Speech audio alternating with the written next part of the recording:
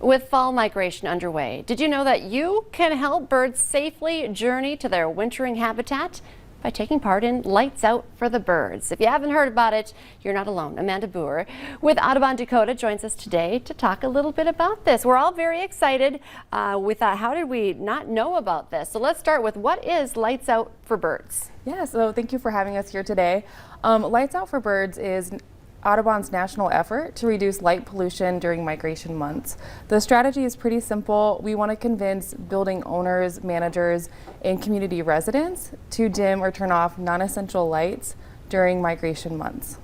And why is that the case? Why do you want them to turn off the lights? It'll help birds travel safely to their wintering habitat. So birds use natural cues to travel on their journey from the Earth's magnetic field and light from the moon and the stars. So when they are drawn to cities that are brightly lit, they can get really distracted and disoriented and confused on their journey.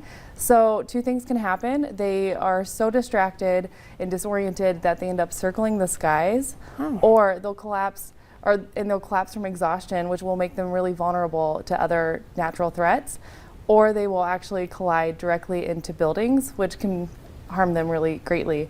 Each year, millions of birds are lost during migration months due to light pollution. Okay, what bird are we seeing right now? Yep, that is our belted kingfisher. It's one of my favorite birds, so I just wanted to show that little guy for you. That bird is actually about to journey here any day now. So each bird species has a different time of migration during the migrating months that they travel. And he is probably going to head down to Mexico or Central America, somewhere where he can find water for food. How can people help you? If at home they're like, I love birds, I don't want that little guy to get hurt either. So what can we do? There's a lot of great things that you can do. At Audubon Dakota, this is part of our initiative to build bird-friendly communities. And so for people at home, you can turn off or dim non-essential lights.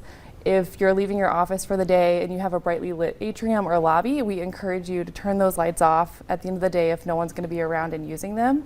If you have floodlights outside, install a motion sensor to minimize the use of the floodlight. And one of the biggest things that I think people can do is just to continue the conversation. Tell your family, tell your friends, tell your next door neighbor. If they have a really bright light that is on all the time, maybe encourage them to turn it off during migration months. We got to see just one bird, but how many different birds or species, different types? I don't even know what the word is for birds, species are coming through the area. Every year we have millions of birds that travel through, and an estimated 300 species that come across the Dakotas, from geese and ducks, sandhill cranes, to songbirds like the black and white warbler. Is that what we're seeing right here? Yes, that's what we're seeing right there. And that bird is also about to journey south as well. And we have so many different birds that are traveling through. We are kind of the duck highway for a lot of ducks that stop in the Great Plains on their journey south. Yeah, I do typically think duck, geese, you know, because you just see them in greater numbers, but there's a lot of birds I didn't even realize were making a stop or coming through our area. Yeah, we have a lot that come from Canada. So the sandhill crane is one that I think is really interesting. I would love to see sandhill cranes come through, but they stop over in the Great Plains for resting as they travel south, because most migratory birds do travel thousands of miles, and they do so at night. So they need breaks, and they have stopping points that they already know. And so it's really important to dim non-essential lights so that they know how to travel on their journey. Where can people get more information on what you guys do, how you can get involved, and how you can support you guys? Thank you. Yes, we would love people just to check out dakota.audubon.org.